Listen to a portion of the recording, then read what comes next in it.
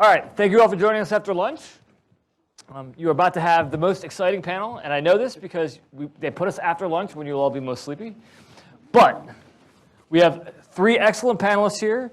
To start with a disclaimer of everything you hear today is the personal opinions of the people on the panel and is not a reflection of the position of any of our agencies or organizations. And today we're going to talk about organizations. So you've already heard today earlier from some of what are the technologies that are kind of upcoming, and you've heard about some of the new tasks that we would apply those technologies to. And so now we're going to talk a little bit more from an organizational and a little bit of a historical perspective. So we're going to start with our very own Assistant Professor Mike Hunziker, and he's going to talk to us about his excellent new book called Dying to Learn. He's a Marine Corps veteran, and he has his PhD from Princeton. And what you're going to hear is that technology is a wonderful thing, but there are a lot of other things that allow it to be used and effective. And so when we start talking about war, it's not necessarily just about the technology. It's about how we use it and how we learn. With that, all you. Thank you very much. I'm going to be that guy. So my wife and I welcomed our third child to this world 2 months ago. I haven't slept since, and I'm afraid sometimes I'll forget my pants, so I'm going to use notes. And I do want to thank Ellen for having the vision to put this together. I'm not sure exactly where you are in the room right now. Oh, there you go. Matt, I want to thank you for doing all the legwork necessary to make this thing happen, and Ben for running an extremely tight ship as a moderator. I know you're a soldier. It's not meant as an insult, but I think it's a good thing, and we actually had a meeting beforehand to help deconflict and hopefully make this all fit together nicely. That's probably the end of the really nice, happy things I'm going to say. Now I'm going to channel my inner curmudgeon. I hope you'll bear with me, because I realize that the entire point of this symposium today is to talk about technology and how it's going to revolutionize war. So I hope you'll forgive me when I tell you that I truly have no idea what robots or drones or railguns or HAL 2000 are going to do to the future of warfare. And it's not because I am some sort of backward-looking Luddite. I have no doubt at all that new technology and all of the stuff that we're going to be talking about and have been talking about today will transform how we fight. But here's the thing. I don't believe for a second that victory or defeat in the next war will turn on our ability to see revolutionary potential in revolutionary technology. Of all the things that keep me awake at night, to reference a point made in the first panel, war with China, inflation, spiders, of all these things, the fear that we might underinvest in technology isn't one of them. We are a nation of technophiles. If there is a distinct American way of war, it's the article of faith that every human problem has a technological solution. So if we lose the next war, it won't be because we got caught with our technological pants down. It will be because we convinced ourselves that technology rendered pants obsolete. Now, don't get me wrong. I'm not suggesting we should ignore innovation or technology. We should definitely invest in AI and robots and cyber and everything else. But technology is necessary. It is not sufficient. I know we all say this mantra over and over again, and then we go ahead and act as we always had before, which is though technology will solve the problem. Moreover, technology is our comparative advantage. It's what we're good at, even though we have nightmares that somehow our adversaries are going to catch up with us, if not leapfrog us. Our best and our brightest are on the problem. A veritable cottage industry now exists inside and outside of government, and it tells us what to build and how to use it. And I actually even think we will probably come pretty close to getting it right. But history suggests that no matter how hard we try, we're going to get it wrong. And for those of us of a certain age, you've probably seen a copy of this book. For everybody else, you can Google it or DuckDuckGo it. Maybe, hopefully, we will only be off by a little bit. But close, as they say, it only counts in horseshoes and hand grenades. And with some level of irony, war is neither of those things. So our fighting forces, our men and women in uniform, are going to have to be prepared to learn, to adapt, to change, and to do it under fire, under the worst conditions imaginable. conditions which have no analog to what peacetime corporations do when they innovate, which is why I'm skeptical that grabbing Elon Musk and sticking him in the Pentagon is going to solve our problems. It's the learning part that worries me, because we spend too much time and too much energy talking about how we're going to build the bullets and the drones, and not enough time and not enough energy making sure our men and women in uniform are ready to learn when those bullets and drones start flying. So, if war is going to be the classroom, what can we make sure we can do to make sure our fighting men and women are ready to learn? And I think history offers us an answer. Specifically, I believe, based on my own work, that the First World War gives us an important playbook for thinking about the challenge of wartime learning. Now, this may come as a surprise to those of you who have studied the First World War on any level, so let me take just a moment to offer you 3 reasons why I believe the First World War, conflict that is typically synonymous in most of our minds and popular imaginations with stagnation and futility, why the First World War actually has something important to teach us about learning and learning under fire. First, this war occurred in a multipolar system. I don't want to sound like an intro to IR professor, but that's what I am. And a multipolar system has something in common, more in common with the world we face today and in the near-term future than anything else the United States or anyone alive today has experience with. The First World War also followed a prolonged period of peace between the great powers. This meant that Europe's planners, like our own planners today, did not have relevant conflicts from which they could learn. And anyone who tells you tanks are obsolete because they saw something happen in a battle 12 months ago needs to go back and read what Europe thought war was going to look like after the Russo-Japanese War or the Boer War. Second, and relatedly, the First World War also followed a period of rapid exogenous, aka the technology came from the civilian sector and impacted how armies had to fight, technological change. If you combine this with the last thing I just talked about, these things made it impossible to know exactly how all of these new weapons and technologies would interact on a battlefield once fielded en masse by great power armies. Third, like our military leaders today, Europe's officers at the beginning of the 20th century engaged in a fierce debate over the future of war. Those of you who think you've studied the First World War, please don't buy the cult of the offensive, lions led by donkeys myth. It lets us get away by saying, Europeans back then were different. We won't make the same mistake. I've read the archives. I've read the early 20th century professional military journals. The debates going on in the French, German, and British armies before the First World War were virtually identical to the debates that we see playing out in American military journals today. So if I'm right, if you buy what I'm selling, what is it that the First World War can teach us about learning under fire in a period that follows a period of rapid technological change? I think it offers us 3 lessons, one of which should make us worried. First, there is a best way to organize our fighting forces to help ensure that they're ready to learn and learn as quickly as possible, because they will have to learn.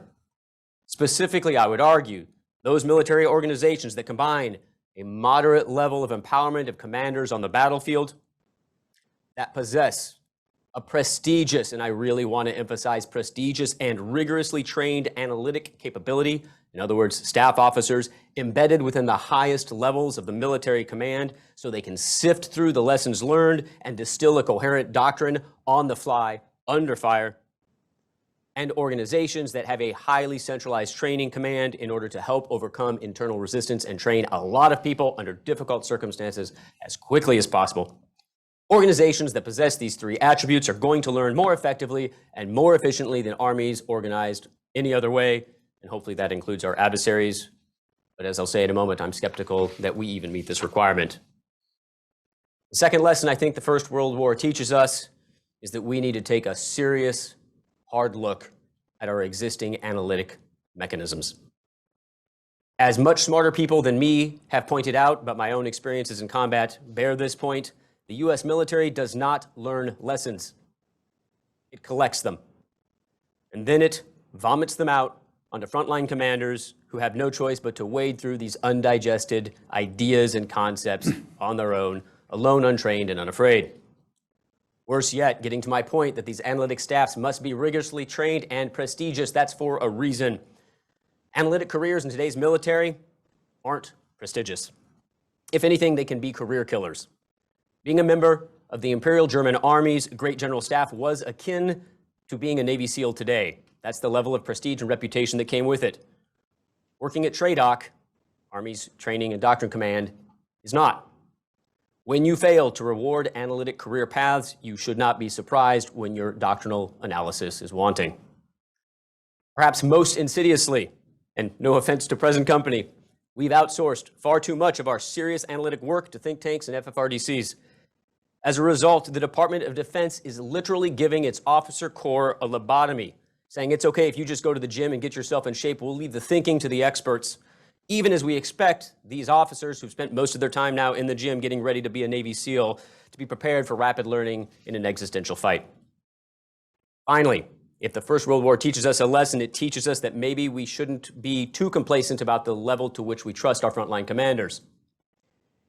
Because I worry that things like big data, artificial intelligence, and panopticon like C4 ISR, maybe C5 ISR, I'm losing track of how many Cs there are, that these are going to enable and incentivize general officers, flag officers, and political officers to micromanage frontline commanders, robbing them of the initiative that they're going to need to support frontline experimentation and to tolerate the risks and the losses that are the inevitable price we must be ready to pay if we're going to learn on the battlefield.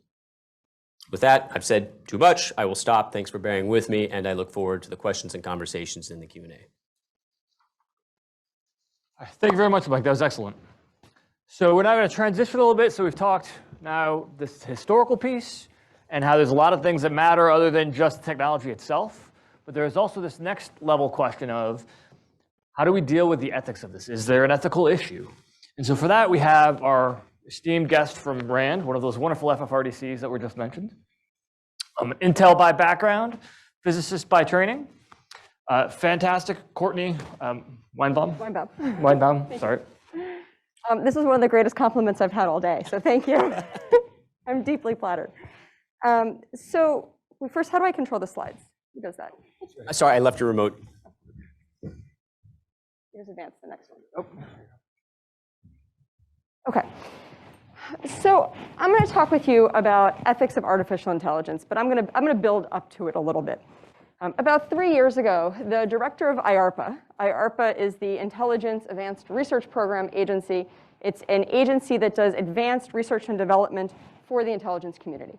The director of IARPA called me and said, I saw what you had written about ethics in science, and we have a problem. Please come help. He said, we are doing research on the cutting edge, the hairy edge of science. There are no ethics for the fields that we're doing research in because these fields don't exist yet. Where should we begin?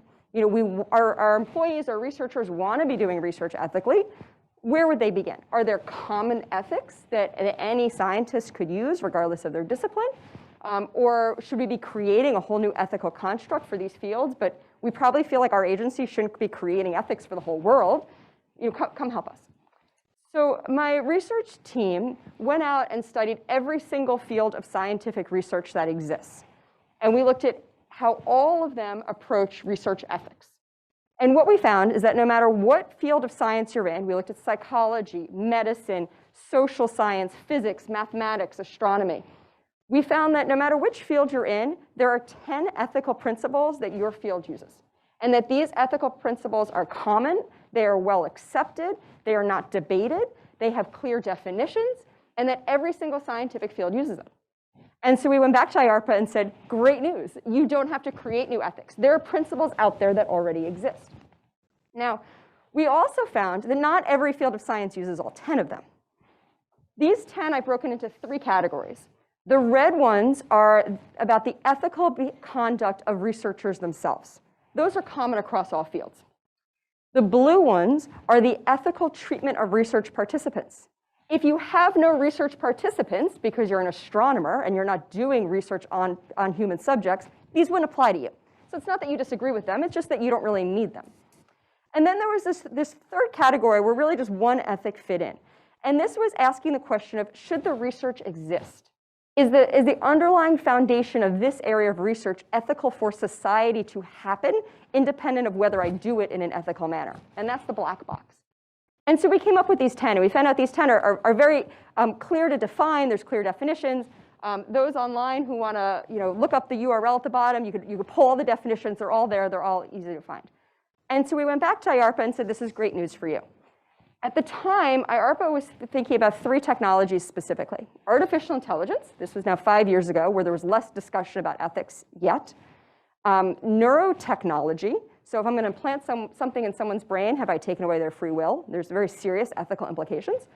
And synthetic biology. If I'm going to create a new DNA, a new microorganism, what could the effects be on society? You can imagine the ramifications of synthetic biology. And so we said you could take these 10 ethics and apply them. So a couple years later, as the conversation on the military use of AI is evolving, I noticed that some things from our research are probably applicable to that conversation, and yet not really being used across the conversation on the military use of AI. And so what we found in this research was that while there are 10 ethical principles, how you enforce them is a whole different story. It's one thing to write them all down. It's another to actually hold people accountable to them. Just because the ethics exist, are people really using the ethics? Now, the first thing you'll learn if you study scientific ethics is that scientific ethics only apply to people who want to be ethical. If you don't want to be ethical, they're not really going to apply to you, and there's not much that can be done about it except enforcing national and state laws, which is what is called hard law. And we found this range from hard law to soft law. Now, the term soft law is a little misleading. There's no law involved. Hard law is something you can go to jail for. It's something that a country has actually written a law for. You'll go to jail for having broken that. Everything that moves away from hard law, it's a range, it's a spectrum, goes to soft law. So in the middle, you might get international treaties. An international treaty might say that our countries agree that these behaviors should be immoral, and our countries agree to create hard laws that codify it, but the treaty itself is not the hard law. The treaty itself is just a step. And at the other end of the spectrum of soft law, you have codes of conduct. The American Medical Association has a code of conduct. All medical doctors have to adhere to the code of conduct. If they break the code of conduct, which will involve any of these ethics and probably some more as well, there's a whole list of sanctions. They could lose their medical license, which is probably the harshest sanction that could be afforded against them, or they could just get a letter of reprimand and so on. A 1-year suspension, things like that. These are soft law. You'll be punished. You might be embarrassed in front of your colleagues. You might lose your ability to practice medicine. So I started asking myself, how would this apply to the military use of AI? And I created this framework that is a way to think about how would one create a code of conduct for ethics in AI if we agree that the ethics themselves already exist. So the ethical foundation for the military use of any technology can be traced back to 2 different foundational documents. One of them is the Universal Declaration of Human Rights, which was the foundation of all ethics from the previous study. The second is the Geneva Convention, which takes the Universal Declaration of Human Rights and applies it to military uses. So it says things like you will not unnecessarily target civilians, unnecessarily target civilian entities like hospitals and schools. It kind of gives rules. You will not create a weapon that will create unnecessary damage, like more damage than which is necessary to achieve military objectives, things like that. So we already have ethics. So if we're missing a code of conduct, where would we begin and what would it look like? And that's what this framework is spelling out. So at the bottom, I imagine this foundation. So if you're in any large organization, you could be at a large Fortune 500 company, you could be at a government agency, any large organization is going to have enterprise business IT solutions that are going to need AI. I put a few examples here: business process and engineering, IT network management, like looking for cyber intrusions in your network, scanning resumes as they come in to try and recruit candidates, all these kinds of applications. All these applications are ripe for AI problems. We know that when Amazon tried to implement an AI to skim resumes coming in for recruitment, the AI eliminated every single female candidate. 100% of female candidates were deemed unqualified by the algorithm because the data set the algorithm was using only had male candidates, so therefore clearly only male candidates are qualified to work at Amazon. So even this foundational level, we know that there are challenges that need to be addressed. So the Department of Defense could come up with a working group that addresses what are those things that we need to look at across all AI applications in order to mitigate the challenges of AI. And that's the foundational level. We haven't gotten into any military-specific applications yet. That's the next level. The next level up, what I've called non-lethal uses, is any military application of AI that wouldn't be found in a non-military setting. Intelligence systems. Systems that are identifying threats for force protection, like someone who's approaching my base who might harm my base, potential suicide bomber. Any systems that might be monitoring enemy combatants, like at a Guantanamo Bay detention center. Applications of AI that you're really not going to find anywhere outside of military uses. But these are not lethal applications. These are still non-lethal applications. There's now probably another level of oversight, of monitoring and oversight that's needed.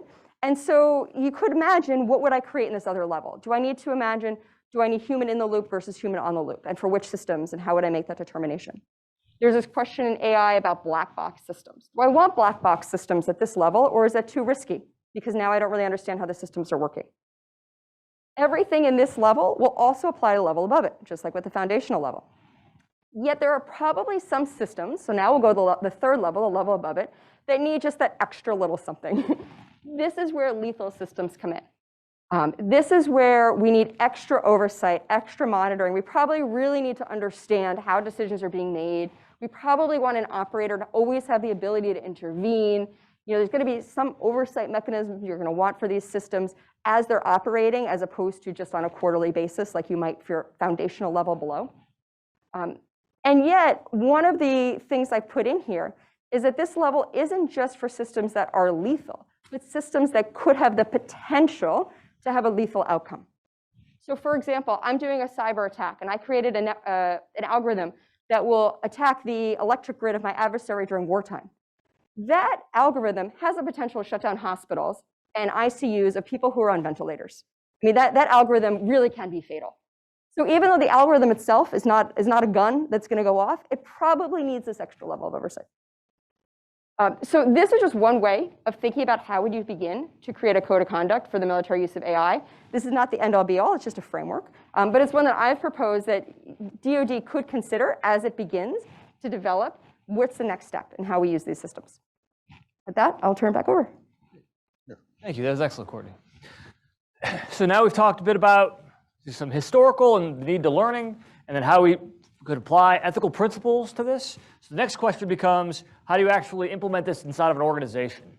And so for that, we have the excellent Dan Gernston here. And so he is a former senior executive at the Department of Homeland Security. Thank you, DHS. Every once in a while I fumble. So senior executive at DHS. He's also an adjunct professor at American University and another fantastic FFRDC researcher at RAND. That's a heck of an introduction. Thank you. I am not going to talk about the future of warfare.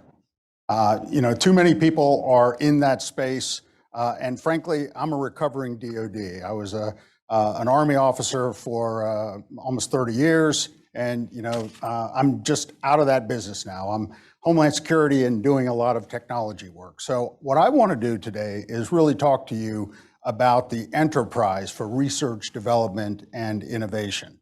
And so I have some themes that I want to develop for you. So my first theme is going to be that we actually have an industrial age research, development, innovation enterprise. And we're trying to use that to build 21st century capabilities. And we are experiencing great difficulties in doing this. My second theme is that, and it follows from the first, we really need to re-examine and revamp our research, development, and innovation systems if we're to remain competitive. And I mean globally competitive, not just in a race or a competition between the US and China. And that new approaches are going to be required. And I say this because there are already approaches that are out there. Both the Trump administration and Biden administration have proposed or had proposed and now are proposing various ways to revamp this research, development, and innovation enterprise. I don't think they're there yet, but there are a lot of things to like and things that we can build on. So what I want to do first is use a little shock and awe and look at my first slide here. These are 5 articles that come from the recent discussions about the DoD. And so the first one says, we need to end innovation tourism. That's not terrorism, that's tourism. And the problem is everybody wants some of what the civilian entities are developing, but we don't actually have a methodology for doing that. And most of what we're doing simply does not scale. The second article talks about the title is AI defeats Air Force pilot in head-to-head competition, but the fight was on AI's terms. And this strikes me as totally missing the point of the exercise. You know, the AI was 5 for 5, and they're complaining because it's not yet perfected. But that's an engineering problem at this point. And so I wouldn't feel too good if I was an Air Force officer thinking about this record. The third one, I wish TX was here. I didn't know we were going to be doing F-35 bashing, but you know, it's a sport, and you know, a lot of people have taken it up. But here, I'm going to read this to you because it's so important. Officially begun in 2001, with roots extending back to the 1980s, the F-35 program is nearly a decade behind schedule. Now, what we're talking about is, by the time we retire this plane, it will have been around for 90 years, from concept through retirement. That is something to really contemplate. The fourth article talks about the pandemic and what we've learned. And the fact is, military supply chains are just as vulnerable, if not more so, than the civilian counterparts. I mean, we were having to stop production on the F-35 because we didn't have fuel pumps that could be provided to the manufacturer. So, you know, the problem extended all the way into the supply chain. And we didn't actually understand what the fourth and fifth tier supply chain was all about and who was actually providing those parts. And the fifth article talks about what happened when the Army did go to war in Iraq and Afghanistan. They threw out the Federal Acquisition Regulation, and they went to something called the Rapid Equipping Force. More on that. This one's not, okay, there we go. So here's my theme that I want to pull out, and that is we really do need a new approach. And this new approach has to build on what we've learned through 60 years of research, development, and innovation. You know, and during that initial period, of course, we started with building new organizations. We saw leadership. We saw increased economic capacity and national security, all good things. But the rest of the world has awoken to this as well. They saw the power of technology, and everybody is trying to innovate. Everybody is developing research and development capabilities. You know, if you look at the second bullet here, we're talking about being in no less a moment today. We have a lot of threats on the horizon. Some of them are here today. You know, we have China and their rise. We have just the growing numbers of technology that can reach out and touch across the globe at a moment's notice. We're having difficulties dealing with that. Look at the discussion I have on skirmishes. We've already talked about 5G, but 5G is an example of a self-inflicted wound. The reason we didn't have the right technology is that we didn't have the foresight to take our frequency spectrum and change it so that we could give that spectrum to the civilian industry to build 5G. And we were trying to keep that for law enforcement and Department of Defense.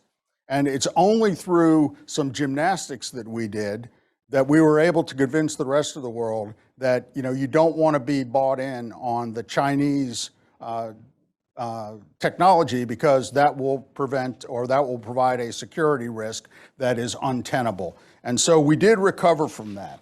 The other thing that's interesting is to look at these two charts over on the right side. Look at where we've gone in terms of how much we spend as a percent of GDP. And it's gone from almost 12% down to just over 2.7, 2.8%. Then you look at the other chart, which shows the second chart on the bottom, which shows what's happening with respect to industry versus academia versus government in terms of spending. And it's not that we haven't had plenty of warnings. The red lines there that you see on SBIR, Small Business Innovative Research, that was actually a signal back then that we saw where the trends were going, and we were trying to get ready to be able to be interfacing with industry more rapidly. If you go, and this chart's an eye test, but we're not going to go over all the words, but it's really important to look at the different categories. So start in the center. Look at all the concepts we've been through with, and I put ARPA as both a concept and an organization, but starting with ARPA and then the offset strategies that DoD has been involved in. I think this gets to your point about being able to have analysis and capacity, about a net assessment capability. And we're not doing as much net assessment capability as we did, at least I don't think it's as strategic as it was in the Cold War. The revolution in military affairs and transformation, those have been the concepts which we've been trying to do to implement in order to chase this technological revolution. And around the outside, you see the first on the top left, the U.S. government research and development. And we've tried to implement various approaches, the National Science Foundation, the SBIR and STTR programs. The Intel community has a venture capital organization. HHS has an idea lab. I mean, all of this is designed to go after innovation and research and development. Look at the non-governmental on the right side, top right. It's very interesting. Where are you going to go if you want to get research, development, innovation? It matters. You can't go to a large integrator and expect to get highly innovative solutions. Go to the recent tech initiatives on the lower left. All of these are interesting, but they do not scale in their current form. We have not been able to deliver major weapon systems through things such as Defense Innovation Initiative or DIU or DIUX previously. We're just not able to do it. We've had some successes, they're interesting, but the real question is, now go to the right side on the lower part of this. What are we going to do with the Federal Acquisition Regulation? What about the JROC, which is just very cumbersome to run? And what about that rapid equipping force? That is really interesting to think about those questions. So we have a big problem.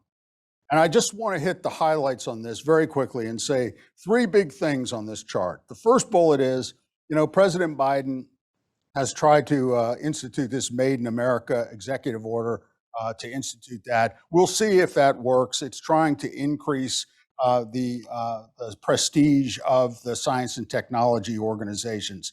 The second bullet talks about congressional legislation. And there's, again, a lot that is good in there. But critics of it say it's really dusting off old programs and combining it into a single place. So we should be very cautious to see if that works. Still, others have talked about potential initiatives such as a new industrial policy, or perhaps something like a T10 or T12 to think about technology. Nothing wrong with any of these, but certainly we need to think our way through these. So here's my conclusion slide. And the first bullet point is really that we need to look for ways to streamline our research, development, and innovation enterprise. Right now, it's cumbersome. It looks more like a Frankenstein approach than actually something that one can expect to scale appropriately. The next one talks to DoD's dependence on academia, industry, and allies. And you have heard this now. Every panel talked about this problem, that DoD cannot do it as a go alone. It has to work with its partners. Those partners are national, international. They cut across various industries and academic institutions.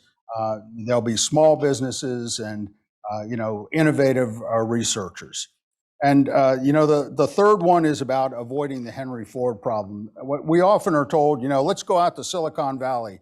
Let's see what they're doing. And we'll get them to work on our problems. And frankly, this is a little bit the issue, and this is part of that tourism that I talked about in the first slide, and that is that it's more important that the scientists and engineer actually start to have an understanding of the problem to be solved, rather than for us to go sit at Silicon Valley. And I think that will go against some of what the DoD is trying to do today. I think it's worthy of considering, have we put the emphasis, the center of gravity in the right place?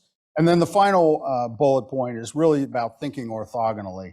By that I mean, it's not necessarily trying to outcompete the Chinese one for one. We have a better fighter than they do.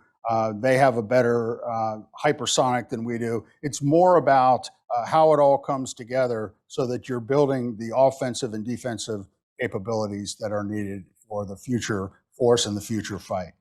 I look forward to your questions. Excellent. Thank you, Dan. That was excellent. So moving to questions and answers. I've got a couple questions, but by all means, please, your questions are probably more interesting than mine. So as soon as you're ready, please come up to the microphones to ask your questions. So we'll start off with Mike. So book was excellent. One of the things that I found interesting about it is you talked about learning and the Germans learning, right? You said the Germans learned better than the British and the French, but they lost. So it would seem to me that maybe this learning is not quite as important, or is it? No, it's a terrific question, and it's one I get every single time I present, because the piece of the study that I didn't talk about is, of course, doing a comparative assessment of the three major Western European armies engaged in the Western Front, and I say the Germans learned better than the British and the French, and immediately the arms go up and say, but the Germans lost, so who cares? And I say, yes, the Germans lost, but there are a couple of analytic mistakes we must avoid making. Number one, learning is still important, because I would contend if one reads the history of the Western Front and reads how the British and French lagged behind the Germans, had the British and the French been as effective at learning as the German army had, the war would have been over much sooner and with much less loss of life. So to say, well, you learned, but you lost, I think puts too much of the impetus on learning. Learning is itself necessary, but not sufficient, while ignoring the fact that if you just wait for technology and other things to come and save the day, you will have, at best, lost a lot of lives that you didn't need to. I think the other challenge, we'll leave it at that. Okay. All right, so moving on. Courtney, so again, great discussion about these ethical principles. I mean, you've got this wonderful code of conduct piece, and my question would be, so clearly we've been arguing about this a lot, right? What are the major hindrances us actually executing a code of conduct? What is holding us back? Will. So I think that the conversation is moving forward in the Department of Defense, and really it's the broader national security community. I think that the conversation is moving forward. I think that there may be a lack of any one person thinking I have the authority to create the code of conduct for the Department of Defense. I mean, the secretary himself is busy with many things. It would have to be someone else who does it. And AI is going to cross every single technology that DoD uses or uses today even. I mean, I'm describing HR systems, finance systems, I mean, IT systems, as well as weapon systems, intelligence systems. It's everything in the Pentagon and all the subordinate organizations. And so who has the authority to do this? The National Security Commission on Artificial Intelligence, as some of you may be aware of, just concluded its work this week. Actually, they just shut down this week.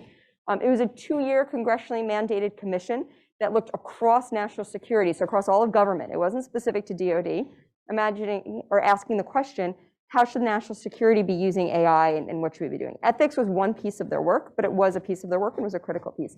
And so they did publish in their reports ideas and recommendations for the national security community, which kind of leads us to now the second challenge, which is if we don't know who in the Pentagon's responsible, well then who in the government's responsible? The Pentagon has no authority over the CIA, none over the FBI, and none over the State Department.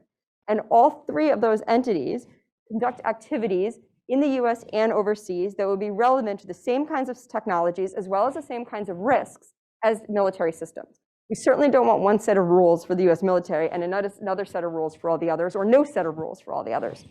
So the National Security Commission on AI tried to tackle this since their mandate was government-wide, but it comes back to the question on who has the authority to do it. So I'd like to follow up on that topic. So I really liked the pyramid and the proposed code of conduct, but I wonder if it's something unique to AI that you thought about in each of those categories, or is that kind of a generic template that could be applied to other technologies? So I know on drones, for example, there has been a lot of backing and forthing with the White House involved. Presidents have tried to set parameters for what's permitted and what's not permitted. Do you see in other technologies that they're further along in having such rules of the road? And I think the point about you wouldn't want a separate set of rules for the military versus civilians, I guess I would like to question that. Don't you want a specific set of rules when there's use of lethal force and a different set of rules when it might be a commercial interest versus a life and death situation? Excellent questions, and each of them is very, very, very deep. Okay, so first on AI versus other technologies and drones. AI is the only technology that I could think of, beyond like cyber security writ large, that touches everything. That it's going to one day touch everything that the Department of Defense does. There's no other that does. I mean, even drones don't. It's its own functional area. Certain aspects of cyber, you can imagine the same thing of. These are enablers, cyber, AI. They're enabling technologies. They're not the end. They're like just a means to all ends. And so they really just cross everything, which makes them, I think, a very unique case. And so could the framework that I provided be applied to other technologies? Probably. If any other technology were to come across in the future that is so wide-reaching, sure. I don't know of one today. The issue with drones, I think, is actually a much more narrow conversation. I think it's really only a conversation on what should the rules of engagement be. What should be the rules of engagement for engaging a civilian target, an enemy combatant, someone who we believe to be an enemy combatant? How much certainty do we need before we could target them? What if there's a child who's 5 feet away, what if the child's 50 yards away? Like, at what distance is it okay to target that person? These are rules of engagement questions that really are independent of platform. Like whether it was a drone or whether it was a landmine, which has its own ethical problems, or a grenade or a handgun, we'd be asking those same questions. The challenge, though, is that when it's a handgun, you have a warfighter on the ground making that decision on the spot, and you have like, a human operator, human person there involved. The drone now has an operator who's sitting in the desert in Nevada, potentially. There's no one in the region who has eyes on, and so the decisions are informed by much poorer information or less granular information. So I think it's just a different case study. The civilian versus military applications of AI, I absolutely would agree that there need to be different rules as well as codes of conduct for different types of applications. What I was alluding to was military-like applications, so other applications that could have lethal effects. So CIA covert actions, FBI use of these systems in law enforcement scenarios, and not just FBI, any law enforcement use of these types of systems. We know that military technology works its way into civilian law enforcement. We know it. It's about a 10-year cycle, but as the technology becomes more and more widespread in the military, more and more law enforcement organizations want it. It becomes less classified in the military because now we're on to the next iteration, and so the technology that was 10 years old, we now start selling to local law enforcement. So we know these technologies end up in local law enforcement. And then State Department diplomatic service overseas or State Department support of private military contractors, same kinds of risks. So I was referring to military-like technologies. If you get into applications that are not military-like, things like autonomous vehicles, for example, then I would think that you probably need a whole different code of conduct. There is a great deal of literature and research going on what should, they don't use the term codes of conduct, but it's the same concept. What should the overarching concepts be for guiding AI across societal applications? And so autonomous vehicles is a great example of a societal application where it's less about what decision one car makes in one situation, and it's really about the decision for all vehicles in all situations. Because if the decision on how to program that line of code is made by one coder sitting in Silicon Valley, should that person be making the decision for all of society? I mean, is that really something that we're all okay with? Don't we all want a voice or a vote or a say in how that decision is made? And so societal-wide applications of AI, which also come into play in healthcare, in education, there's plenty of other disciplines where it comes into play. There are those conversations happening on what would a societal-wide code look like and how would one create it. It's a very complicated conversation that I have no answers to. Okay, move over to Dan. So organizational question, right? So part of this is about how do we change our organizations to be able to adapt to technology. And one of my questions would be this ethics piece. Are we, as we do R&D and the research into these different things, how are we including ethics in those organizational shifts or changes in that research and development? You're setting up a fight between two RAND colleagues. But we like kind of the point. So I'm going to take a little bit of a contrary view. And I'm going to say that given the fact that most technology now is emanating from civilian society, as the charts that I showed indicate, what I would say is that you have to have legal frameworks which are just that. They're legal, they emanate from treaties. For example, the Biological Weapons Convention. You can trace the International Biological Weapons Convention through US national law and into state government laws and such. And so, you know, the idea that you can have two sets of standards, to me, is a bit problematic. I think, you know, given that codependency of the Department of Defense, they also no longer have the exclusive understanding of many of these technologies, and so are going to be very dependent on the civilian sector, academia, international partners in some cases, to help make sure they understand what it is they're dealing with in terms of technology. Now, there are some pure military technologies, things that you know, fire weapons autonomously and such, and those do have to be dealt with.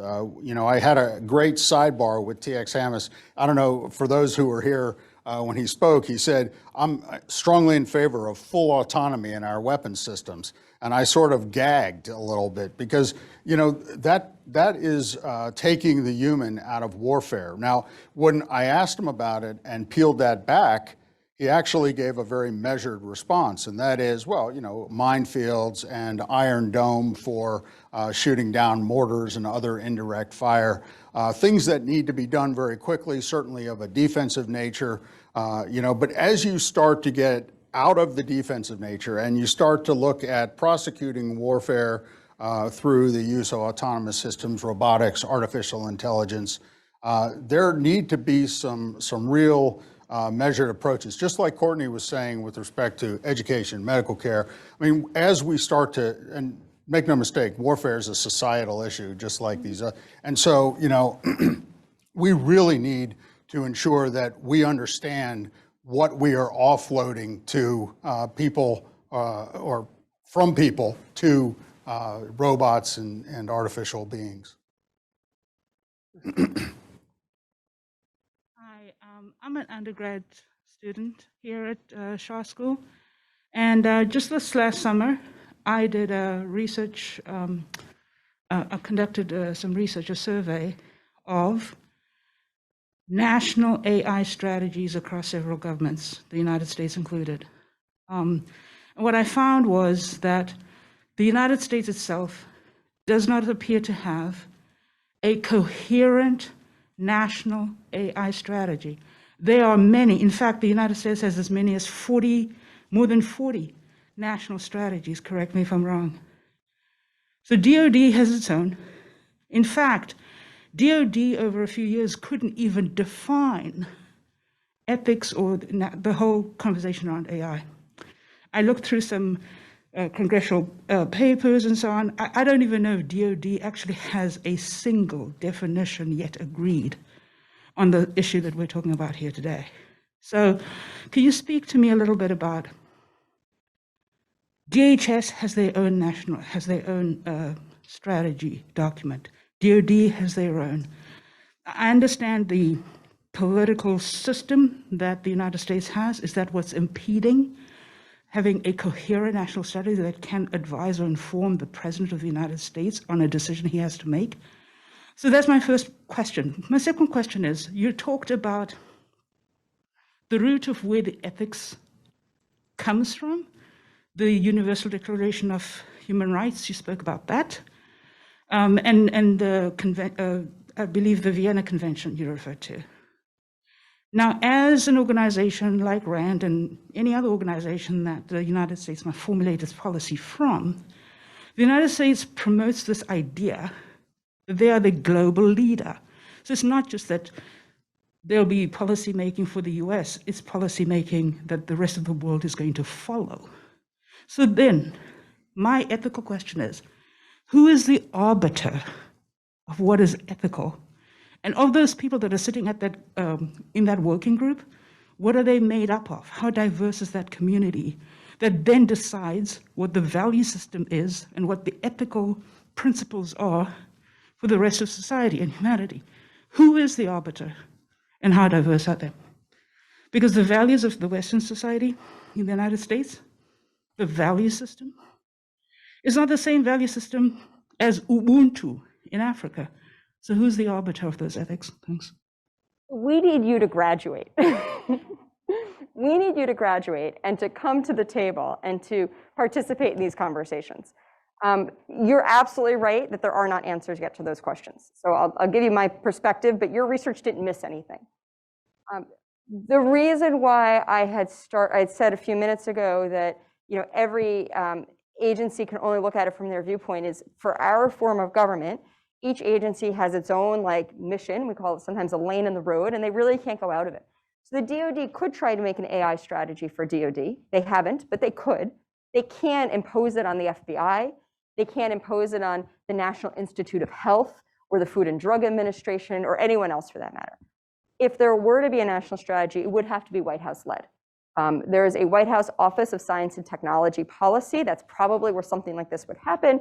They are deeply engaged in AI combat. I don't know if there is yet a belief that we are in desperate need of an AI strategy. And I think that's the first thing probably holding it back is what is it that the US isn't doing that we're missing out on because we lack such a strategy? In my experience, the government will come together and build such a strategy for something when they realize that the need for it is so great. And I don't think it's there yet for AI. I really don't. There was a document that came out, I want to say maybe in the first year of the Trump administration. I don't remember exactly when it came out. That was overarching AI research areas for the government. And it wasn't a strategy, but it was the beginning of identifying here areas where we want to focus on AI. And that was a White House document. It's hung on whitehouse.gov somewhere in the archives. Your question on who is the arbiter of ethics is an important question that I don't think anyone should answer. I don't think anyone should be an arbiter of ethics. And I think that's where the international community stands as well. The points you raised are all absolutely true. I mean, no one group should be the arbiter of ethics over any other group. This is why my autonomous vehicle example, do I want the technologist, the coder sitting in Silicon Valley to decide whether my car should hit the elderly person or hit the mother with the carriage? Should they be the one to make that decision when the car has two directions to go and it has to hit someone? Different societies value the elderly and the youth very differently. And maybe the answer for one society shouldn't be the answer in another jurisdiction. When groups are coming together to develop overarching ethics for AI, they are trying to be as diverse as possible in many, many cases. Many of the conversations right now are happening at the level of international consortiums. So IEEE is one organization that anyone who's an engineer in here has certainly heard of. It's the international overarching association for electrical engineering, IEEE, but it started off as electrical engineering. It's now much, much broader than that. IEEE is international. It exists in every country in the world. It has chapters in every city in the US as well as in every country. And they have come together and had multiple conferences to talk about this at the international level, where IEEE members from every geographic region are very well represented in those conversations. So I think every discipline is trying to figure out how to tackle this. I haven't seen yet that the US is imposing its answer on people because I don't think we have an answer. But this is a challenge when the technology is built in the US first, like social media. The social media platforms are built here. We see that they follow US laws, which in many cases are lacking when it comes to governance and social media. And so the social media organizations are allowed to create their own rules of business. And then if you've seen what's happened in Australia, because Australian culture is very different, it doesn't always land so well in another country. Can I just give you a sort of a general historical perspective? I mean, I think what Courtney said is right on target. We generally don't try to regulate and legislate technologies before we understand them. And that's to our peril, actually, right? Think about nuclear weapons. I mean, we didn't really understand the theory of nuclear weapons. We understood the engineering, but we didn't really understand how they could be used, what it would entail, that deterrence theory would come out, that we would change the world in terms of balance of power with those weapons. That's one example, but you look at drones, we have the same thing. We had nearly a dozen airliners knocked out of the sky by hitting a drone before we had the FAA, the Federal Aviation Administration, actually put in place draft rules, which had to be commented on for a year. And everybody got to comment. If you were interested, you could put in your comments and they were adjudicated. But that's sort of what happens with technology. And when I made the comment during my presentation about being more forward-leaning, more forward-looking, we really need to be able to think about the impact of technologies before we have, the social media mess that we've had with respect to, we don't know what's allowed on social media, and every social media company is doing it slightly differently. Those kinds of approaches are not going to help us when it comes time to deal with technologies that are actually life-changing. And you heard about biotech, artificial intelligence, even the Internet of Things will change the way we think about privacy and security. So, now's the time to have the conversations before the technology is fully fielded and we're trying to retrofit laws, regulations, and policies on top of it. Mike, you looked historically at learning and how, in that whole piece, but it's really during a war, right? So they learn from the beginning to the end. And my kind of question, tying this ethics piece into this, what they were looking at was effectiveness on the battlefield. Was ethics part of what they were doing at all? I mean, when you think about World War I, you think about chemical weapons, we did have some issues there. Did ethics play into this, and did it make militaries more or less effective if it did have any effect? Terrific question. I can give you the shortest answer of the day, which is no. I would put in though as a two-finger, and I think this is a very useful question to help sync back to Pearl's great question. The one thing, and I don't want to say it concerns me because then it sounds like I'm being unethical, but one thing I think we as a nation and certainly policymakers need to be prepared for is, and I hear people talking quite glibly these days about, war with China, God forbid that were to happen, but were that to happen and somehow not go nuclear and AI starts proliferating on the battlefield, we as a nation need to be prepared for the ultimate arbiter of ethics, and how AI is used will probably be the battlefield.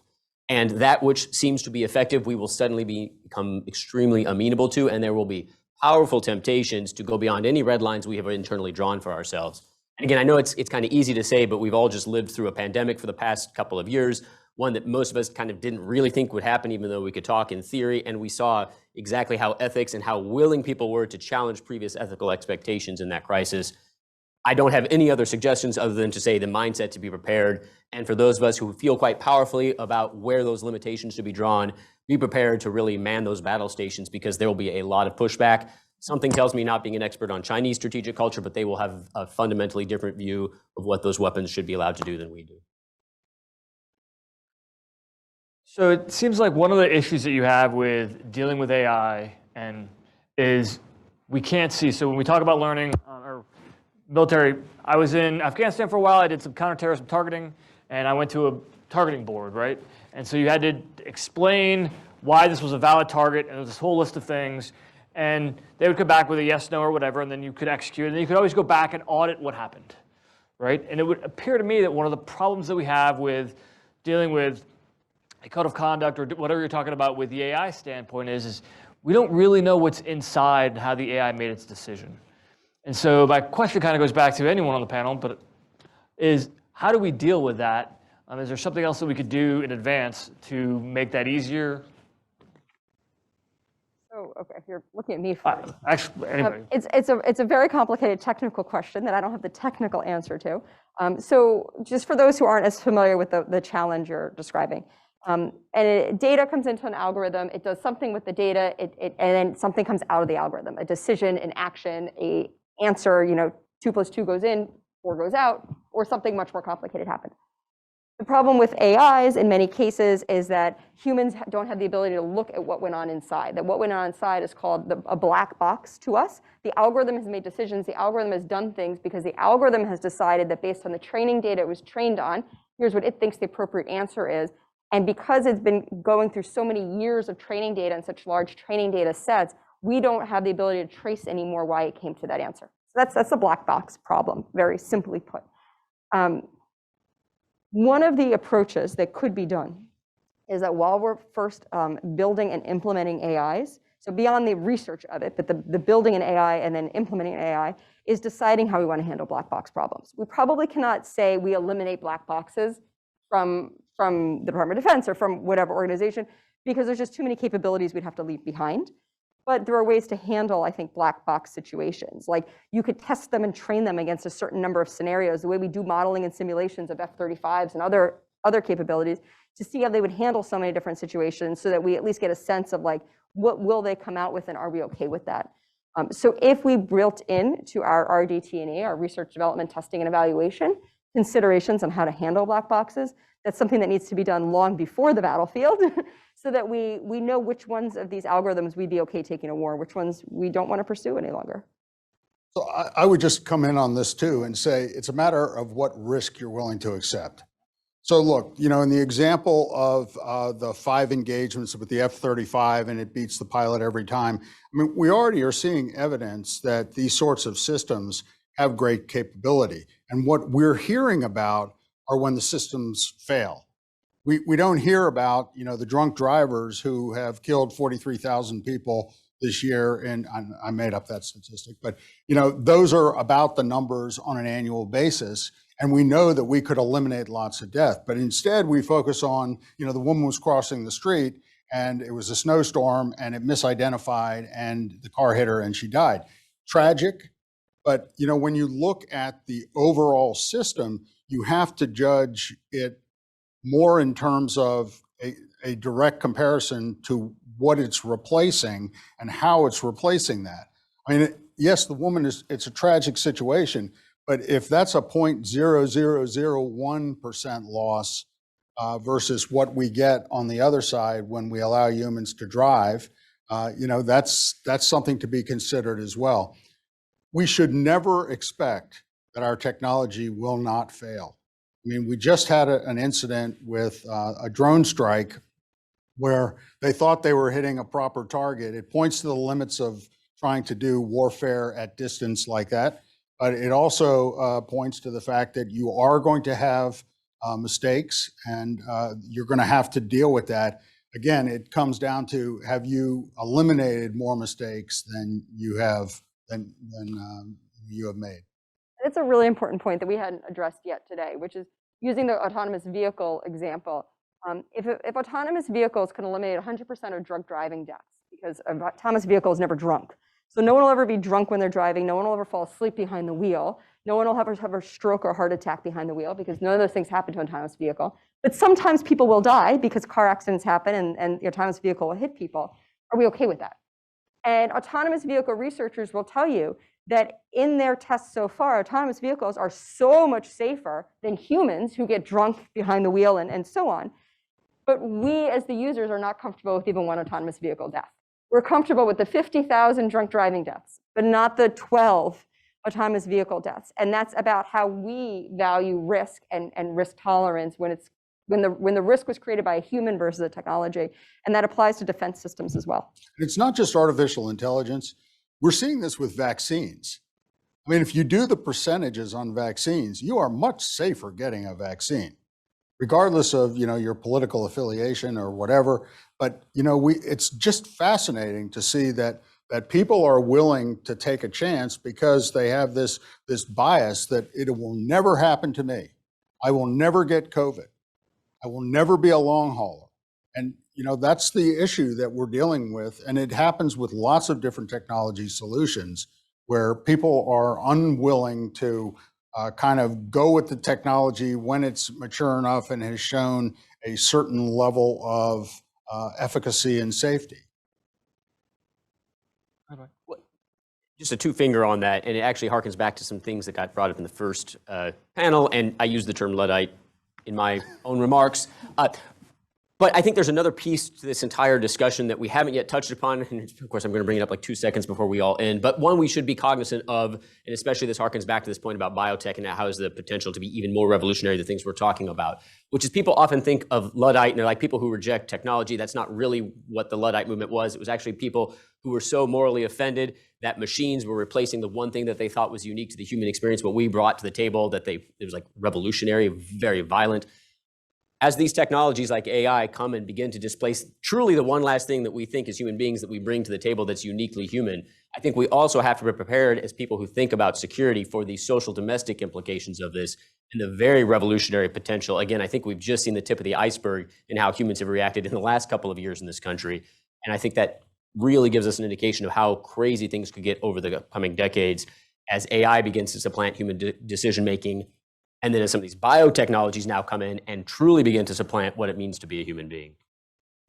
I think that's part of this place of balance between, right? We have a bunch of technology and what we're supposed to be here educating and studying and looking at the statistics and how this applies, but there's also a cultural piece that is definitely not, you can't get it with math and with your statistics.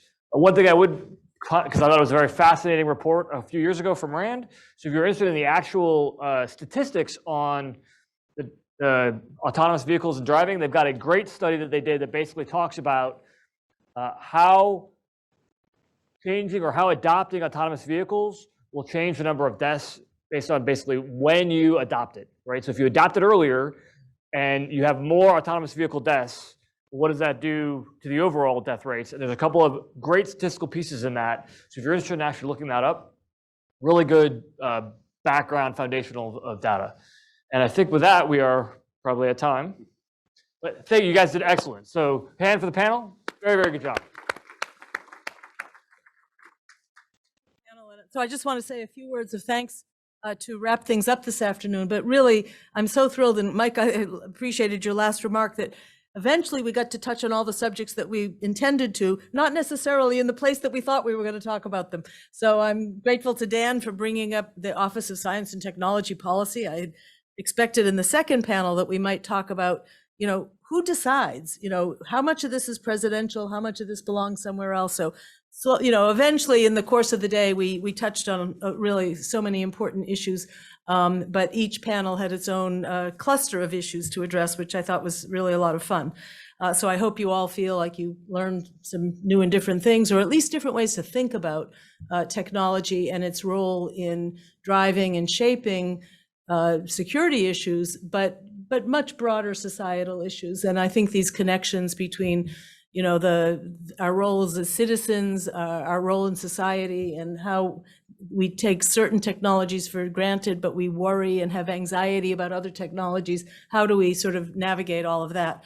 But let me just wrap up. This is the end of our 4th symposium. So every fall we'll do this. We'll find another juicy topic for next year. But I really wanted to just call out for thanks a lot of people that really contributed to our event today. First, I haven't mentioned earlier in the day, So-Young Kwon, who runs the CSPS branch in Korea at the Masons Korea campus, is here, and she really pitched in a lot with the last minute arrangement. So I'm really grateful to you, So-Young, and delighted to see you. And she does a spring conference each year in Seoul, which Mason students can try to access either electronically or the recordings after the fact. Matt Fay, our wonderful GRA, came into town from remote. He's also living outside of the DC area, but really was my partner throughout the planning of this and has been in touch with all of the speakers. And so thanks, Matt, for all your good work on this. And today, a number of our CSPS fellows served roles as rapporteurs or other things. So I just want to thank Connor Money, Noah Zanoya, Kim Talley, Carolyn Wesson, Jenny Swint, and Christine German. And I hope I didn't miss anybody, but everybody pitched in. I really want to thank the GMU, the Schar School event staff. You guys were terrific. We can just be grateful for that. And I know that a lot of hard work went into making sure it all ran smoothly. So thanks to all of you. For students who are maybe new to the ISEC program, every December, we recruit new fellows to the Center for Security Policy Studies. We announce them in January, and then we hope to get you engaged in activities starting in the spring semester. So for anybody who has not thought about it, please consider looking for the advertisement we'll do at the end of the semester for fellows who want to join the center. The next big event of the center is, I believe, the 3rd weekend in October, and it's a crisis simulation. So you'll all watch your emails and you'll see information about joining that. So with that, let me thank Ben and the panelists. It was really great, and wish you all a nice weekend. Thanks.